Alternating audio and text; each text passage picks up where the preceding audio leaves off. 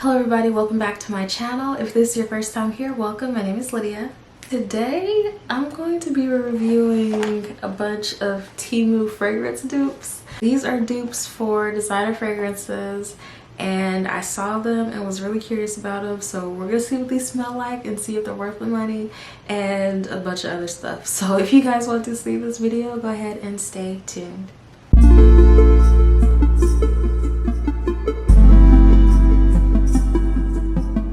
These fragrances were very inexpensive, and when I saw them, like, from the pictures and the packaging on the website, you could tell what they were dupes for.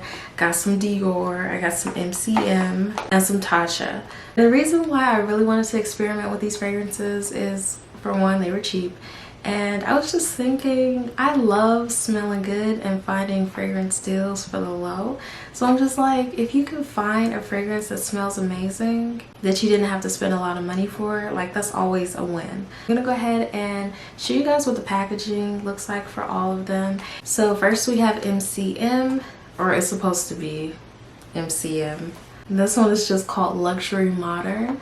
So I'm gonna show you guys what the box and the bottle look like up close.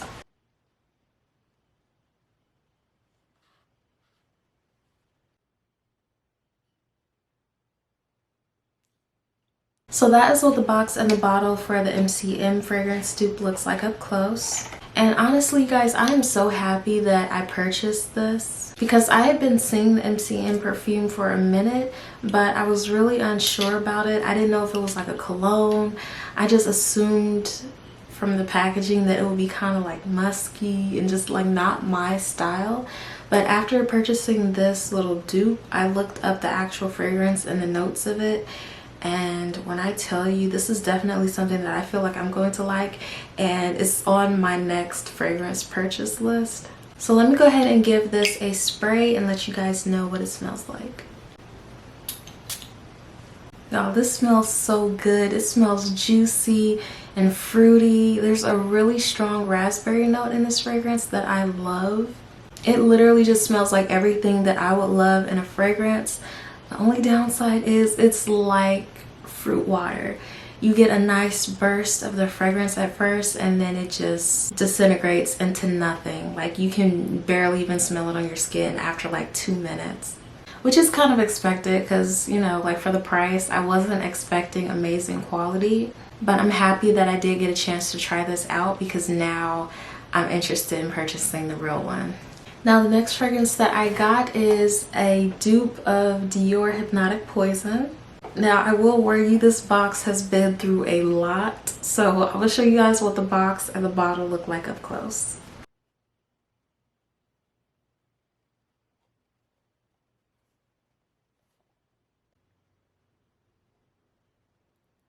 So yeah, that is what the bottle looks like up close.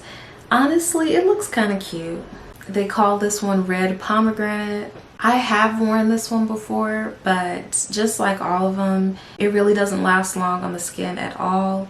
This one does last just a little bit longer, but with these fragrances, you're literally like getting an hour max. But this is another one that I was curious about trying, but also not pressed to try. But when I looked up the notes, it has a lot of notes. The top notes, they're supposed to be coconut, plum, and apricot. And in the middle notes, there's Brazilian rosewood, jasmine, caraway, tuberose, rose, and lily of the valley. And in the base, there's vanilla, almond, sandalwood, and musk. Like I said, those are the notes of the actual Dior Hypnotic Poison. So I'm gonna go ahead and give this a little spray and let you guys know what it smells like. Now this one is really juicy as well. It kind of smells like a light pomegranate type scent. I feel like it has like a citrusy type twist to it as well.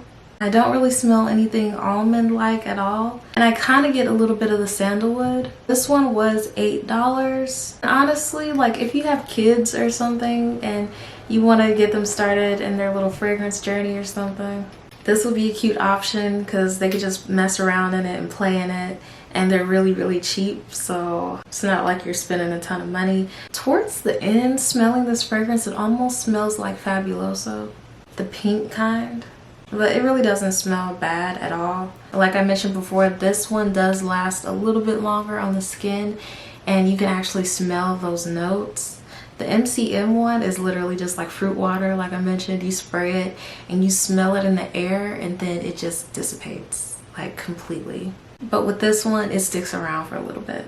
And honestly, with all of these fragrances, I was literally just messing around. I was bored and I saw the prices and I saw what fragrances they were supposed to be dupes of. So I was just like, you know what, why not? And last but not least is this little cutie. This one is supposed to be a dupe for Tatcha Cleopatra. I like that it came in this little hanging box. I think that's really cute. So I'm gonna show you guys what the packaging and the bottle looks like up close.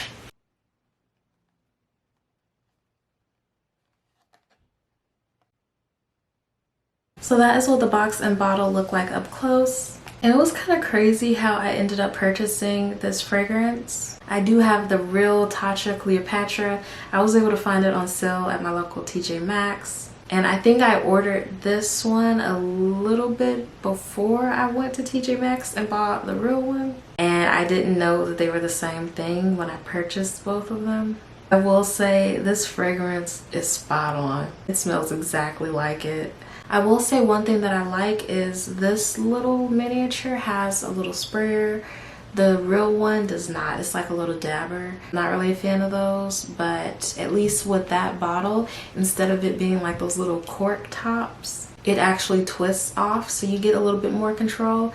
And as soon as you pop the cap off, fragrance doesn't just go squirting everywhere. So I'm gonna go ahead and spray this and let you guys know what it smells like to me. I feel like those fruitier notes are fighting for their life. But for me, the main thing that I really get is that patchouli. I'm not really a fan of patchouli. The peach, the black currant, they are fighting for their life, trying to like stand out in this fragrance. I will say out of all the 3 fragrance dupes, this was the strongest. It smells very musky, very strong. I was not expecting this at all. I'm really not a total fan, but as it's kind of drying down on the paper, it still smells very strong, but some of those fruitier, softer type notes are trying to like push through. So I don't know. I might give the real one a chance, maybe. And I also might give this one a chance. I'm gonna leave it out and I think I'm going to wear it at least once and just see how it dries on the skin, what it smells like. Because the other 2 I have sprayed on my skin. This one is the only one that I have not, because as soon as I smelled it, I was like, I don't want to smell like that. But I'm gonna give it a chance. I'm gonna try it out. And if I don't like it, I don't have to wear it again. But at least I would have tried and saw what it was doing. So that was my little review, as well as trying out TEMU fragrances for the very first time. Honestly, I don't really think I'm gonna do it again, but I'm not mad at the fragrances that I chose, and I'm really happy that I was able to try something similar to the real ones. I know that they're not totally spot on as far as scent goes, but especially the MCM fragrance, that is one that I will be purchasing the real version of.